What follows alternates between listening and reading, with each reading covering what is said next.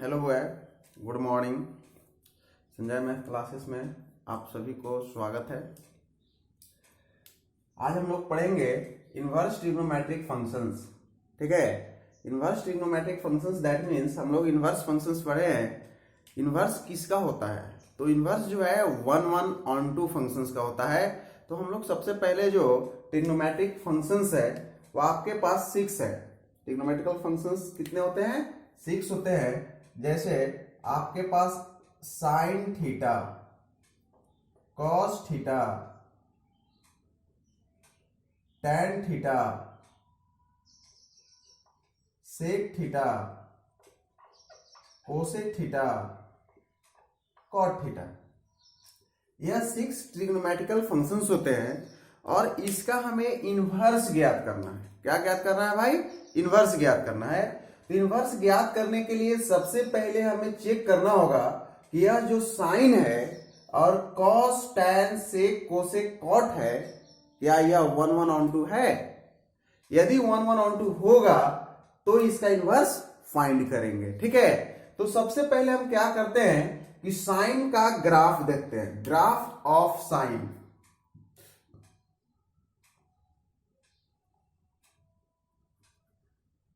Graph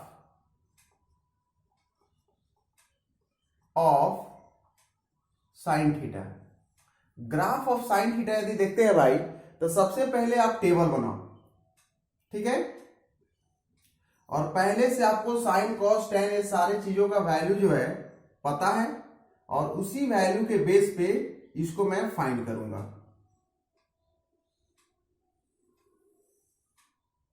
और एक चीज पता है कि साइन का ग्राफ आप लेते हो तो सच दैट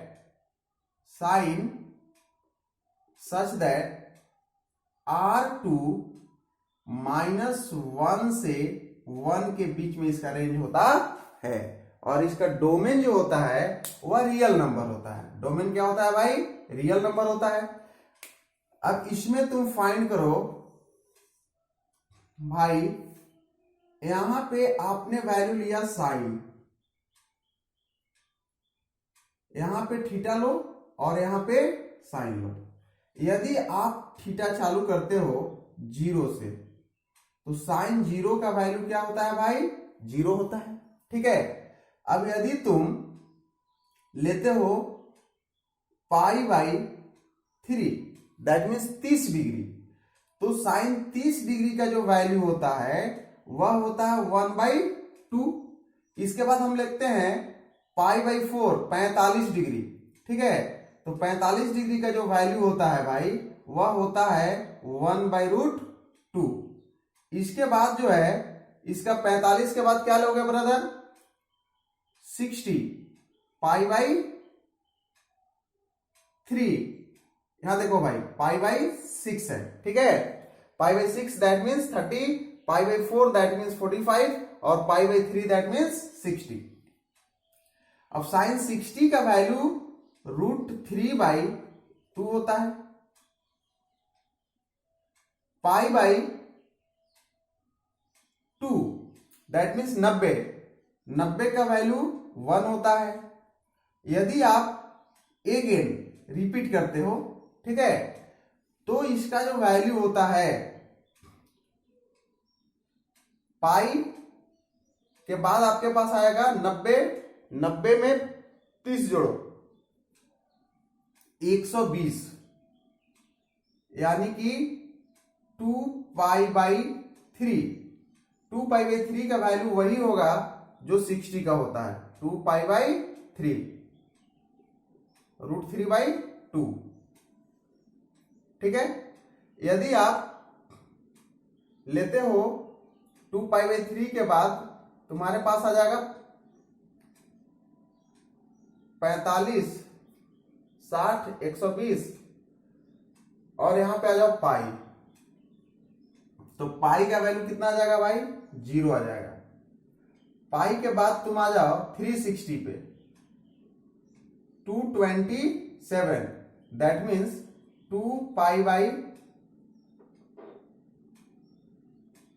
3π/2 पे आ जाओ। ठीक है, 3π/2 पे इसका वैल्यू -1 1 होता है। ठीक है, इस तरीके से यदि आप 2 पाई पे आ जाते हो तो पुनः यह 0 हो जाता है। यानी कि इसका जो ग्राफ होता है भाई एक पीरियोडिक मिलता है। ठीक है, अब देखो ब्रदर, ले लिया मैंने, जानते हो कि एक्स एक्सिस होता है, यह आपका वाई डैश, यह वाई हो गया और यह एक्स डैश हो गया। यह 0 होता है, 0 होता है। 0 के राइट साइड में सारे पॉजिटिव नंबर लेते हैं। अब आप जानते हो कि जो साइन का ग्राफ मिलता है वह ग्राफ पीरियोडिक होता है। ठीक है, इस तरीके से बढ़ता जाता है। और इसका रेंज इसमें कहां है भाई, 1 है, और इसमें आपका रेंज कितना है भाई, -1 है। ठीक है, इसमें -1 है और इसमें 1 है। कोई परेशानी? अब क्या करते हैं कि इसको इससे मिलाते हैं। ठीक है, इसको इससे जब तुम मिलाते हो तो यह कितना डिग्री यहां पे बनता है भाई, मैक्सिमम कितने पर होता है, π/2 पर होता है। यहां पे आपने π/2 ले लिया। ठीक है, अगेन रिपीट क्या पर करता है, जो वैल्यू है वह रिपीट करता है पाई पे। यहां पे यदि तुम आ जाते हो तो यहां पे तुम्हारा हो जाता है -1, कितने पर आ जाता है, 2।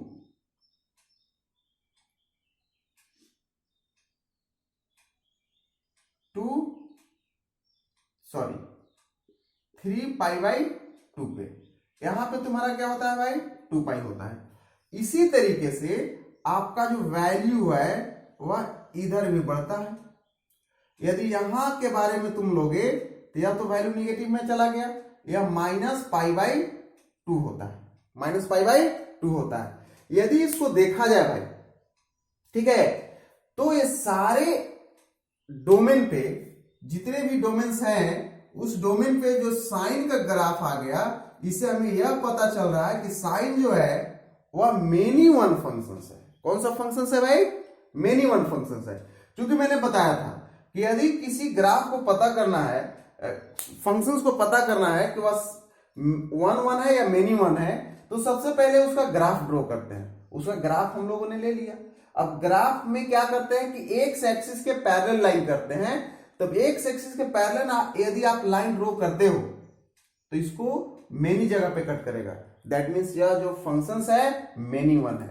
तो इसका इनवर्स ज्ञात करने के लिए हमें 1 करना होगा, ऑन टू करना होगा। ठीक है, तब इसका हम लोग क्या करते हैं कि रिस्ट्रिक्ट करते हैं। क्या रिस्ट्रिक्ट करते हैं भाई, इसका डोमेन को, साइन के डोमेन को ना रिस्ट्रिक्ट करते हैं। तो साइन का डोमेन हम लोग जो लेंगे भाई, अब देखो साइन सच दैट यहां लेंगे -π/2 से π/2 के बीच में ही लेंगे और इसका रेंज वही रहेगा। अब देखो यदि किसके किसके बीच में लेना है भाई, तो -π/2 से π/2 के बीच में लेना है। और इसको मैंने रिस्ट्रिक्ट कर दिया, इसको रिस्ट्रिक्ट कर दिया कि इससे आगे हमें जाना नहीं है। तब देखते हैं क्या ग्राफ क्या होता है। तब यह ग्राफ मिटा दो तुम। ठीक है, इधर वाले सारे मिट जाएंगे क्योंकि हमें वैल्यू किसके किसके बीच का चाहिए,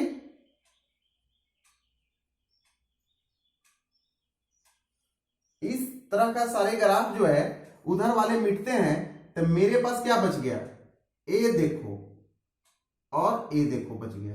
किसके किसके बीच में भाई, तो -π/2 से π/2 के बीच में यह ग्राफ मेरे पास बच गया। अब एक्स एक्सिस के पैरेलल यदि कोई भी लाइन ड्रॉ करते हो तो इस ग्राफ को एक ही जगह पे कट करेगा। यानी कि यह जो फंक्शंस है वह 1 हो गया, 1 एंड ऑन टू हो गया। ठीक है, अब 1 ऑन टू हो गया, दैट मीन्स इसका हम लोग इनवर्स निकाल सकते हैं। तो देखो भाई इनवर्स में क्या होता है कि आप जानते हो कि इनवर्स दैट मीन्स अपोजिट। पीछे क्लास में हम लोग इनवर्स पढ़ चुके हैं। अब क्या करते हैं कि इनवर्स दैट मीन्स इसका जो रेंज है ना, रेंज को डोमेन की जगह पे ले आते हैं और डोमेन को रेंज की जगह पे ले जाते हैं। दैट मीन्स जब यहां पे तुम साइन इनवर्स लोगे तो सच दैट इसका जो वैल्यू आएगा -1 से 1 और इसका जो वैल्यू आएगा -π/2 से π/2। कब होगा भाई, जब इसका तुम इनवर्स निकालोगे। यही तुम्हारा साइन इनवर्स आ जाता है। अब देखो साइन इनवर्स में क्या हो जाएगा, जो इसका वैल्यू है यदि आप यहां पे इन्वर्स कर देते हो, ठीक है, तो सारे के सारे वैल्यू यहां पे आ जाएंगे। दैट मीन्स अब तुम्हारे पास करने की क्या जरूरत है, तो अब देखो भाई यहां पे तुम यदि लेते हो साइन इनवर्स, तब तुम्हें यहां पे मिलता है ए वाली वैल्यू। साइन इनवर्स लोगे तो यह वैल्यू आपको मिल जाता है एक्स का, ए वाली वैल्यू, ठीक है। दैट मीन्स यह वैल्यू आपको मिल जाएगा वाई का, ठीक है। यदि आप साइन इनवर्स एक्स लेते हो तो यह वैल्यू वाई मिल जाता है, ठीक है। तो इस तरीके से हम लोग इसको देख लिया कि इसको साइन इनवर्स को, ठीक है, रिस्ट्रिक्ट, बिना साइन को रिस्ट्रिक्ट किए हुए इसका इनवर्स नहीं निकलेगा, ठीक है। दैट मीन्स इसको इस फॉर्म में हम लोग कन्वर्ट कर सकते हैं। अब इसका ग्राफ देखते हैं, साइन इनवर्स का ग्राफ, ठीक है। तो देखो भाई साइन इनवर्स का यदि अब तुम ग्राफ लोगे, ठीक है, यहां पे रिस्ट्रिक्ट कर दिया मैंने, यह एक्स एक्सिस हो गया एक्स, और यह हो गया तुम्हारा वाई डैश, और यह हो गया तुम्हारा वाई। तो जो वैल्यू डोमेन थे, ए वाली जो वैल्यू है अब इस पे आ जाएगा, तो इसका जो वैल्यू आएगा इस तरीके से, साइन जीरो पर तो जीरो होता है, ठीक है, और अब इसमें -1 जाएगा, पहले -1 +1, ए देखो यानी कि यहां से यहां तक आएगा, ठीक है, और यहां से यहां तक आएगा, ठीक है। दैट मीन्स इसका जो वैल्यू है -1 आ गया, इसका भी वैल्यू है 1 आ गया, और यहां से यहां तक का जो ग्राफ है, ई वाली जो वैल्यू है वह -π/2 है, और ए वाली जो वैल्यू है वह π/2 है, ठीक है। अब क्या करते हैं कि अगेन, अब यहां से यहां तक तो मैंने ले लिया, -π/2 से π/2 तक मैंने पहुंच गया, π/2 यहां तक पहुंचा। अब देखो तो भाई 2π/3 यानी कि π/2 से 3π/2 इसके बीच में चलते हैं, तो इसके बीच में π/2 पे 0 आता है, यानी कि पुनः यदि तुम करोगे तो इस तरीके से यह ग्राफ आगे बढ़ेगा, ए ऐसे, दैट मीन्स फिर यहां पे आ जाएगा, यहां पे 3π/2 आ जाएगा, और इस तरीके से यह ग्राफ बढ़ जाएगा, ठीक है।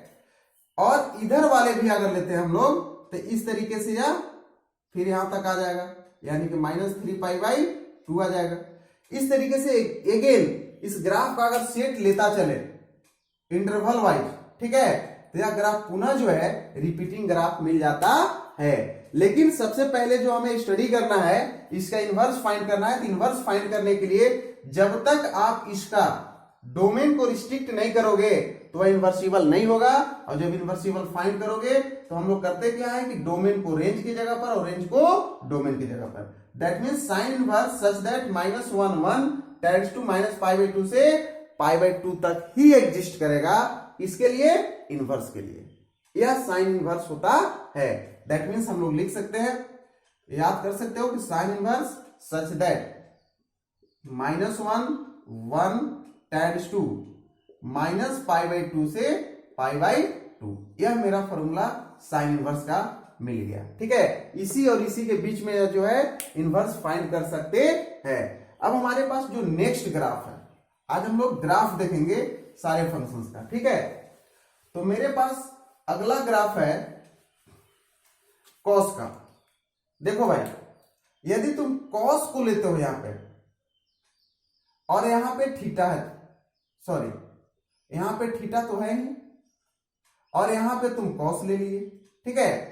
कॉस ले लिए तो वैल्यू बदल जाएगा, कॉस 0 का वैल्यू 1 होता है, ठीक है, और π/6 यानी कि 30 का वैल्यू √3/2 होता है, और इसका जो वैल्यू है वह सेम होता है, बट इसका वैल्यू बदल जाता है, इसका 1/2 होता है, इसका 0 होता है, ठीक है।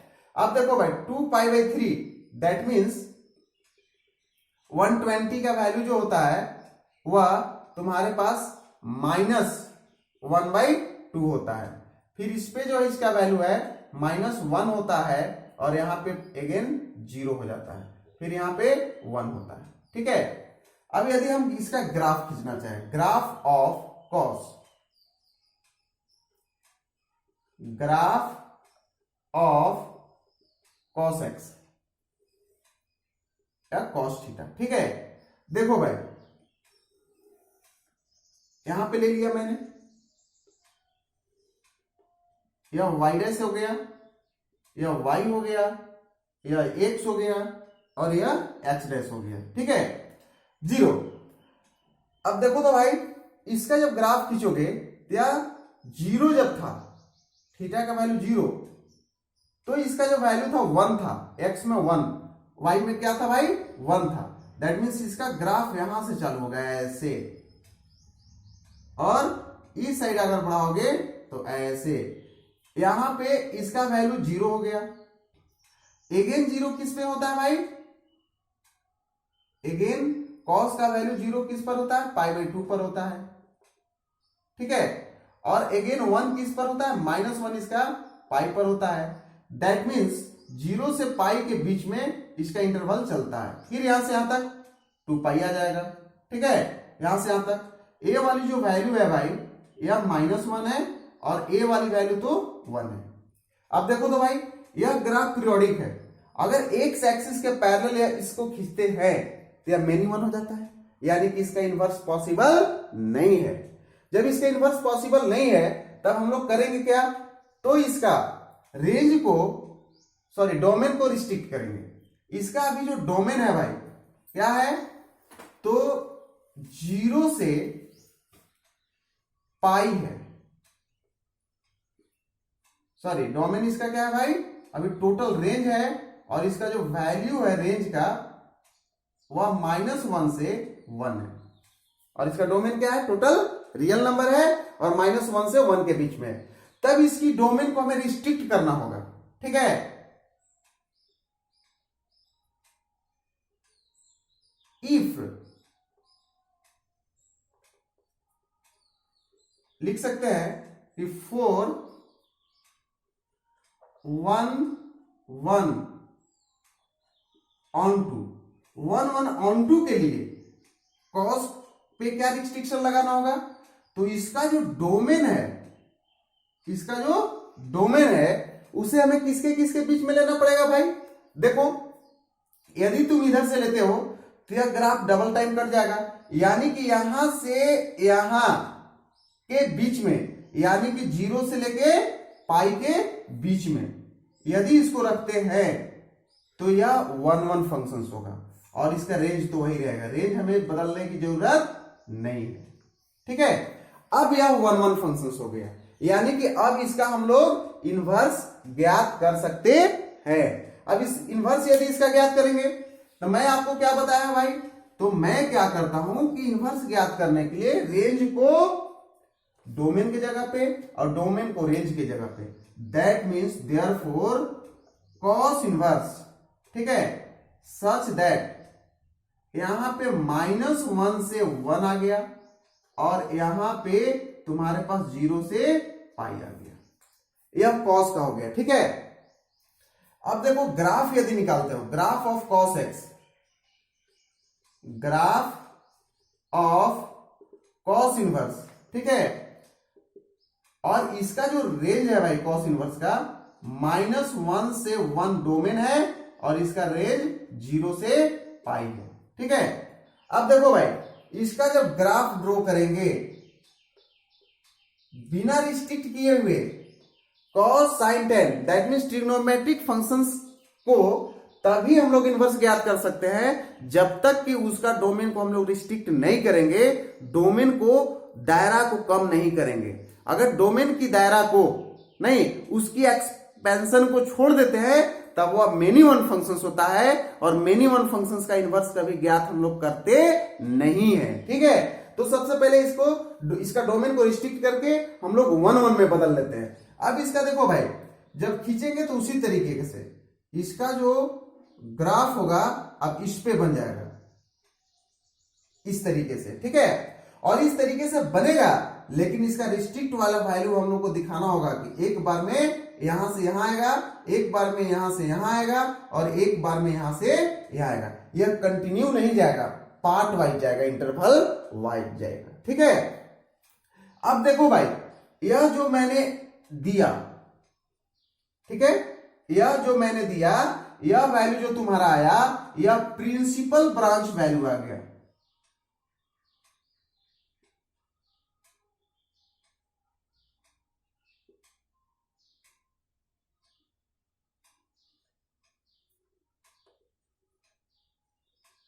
ठीक है, यह जो वैल्यू आ गया मेरा प्रिंसिपल ब्रांच वैल्यू। ठीक है, यानी कि जो मेरी वैल्यू आएगा, प्रिंसिपल वैल्यू आएगा, मुख्य वैल्यू आएगा, वह 0 और पाई के बीच में ही हमें लेना है, इसके अगल बगल हमें लेना नहीं है। जो भी वैल्यू आएंगे इसी में हमें लेना है, उसी को हम लोग बोलते हैं प्रिंसिपल ब्रांच वैल्यू। और साइन वाले के लिए भी प्रिंसिपल ब्रांच वैल्यू क्या हो जाएगा, -π/2 से π/2 हो जाएगा। ठीक है, यह ग्राफ मेरा हो गया कॉस का। अब जरा हम लोग देखते हैं भाई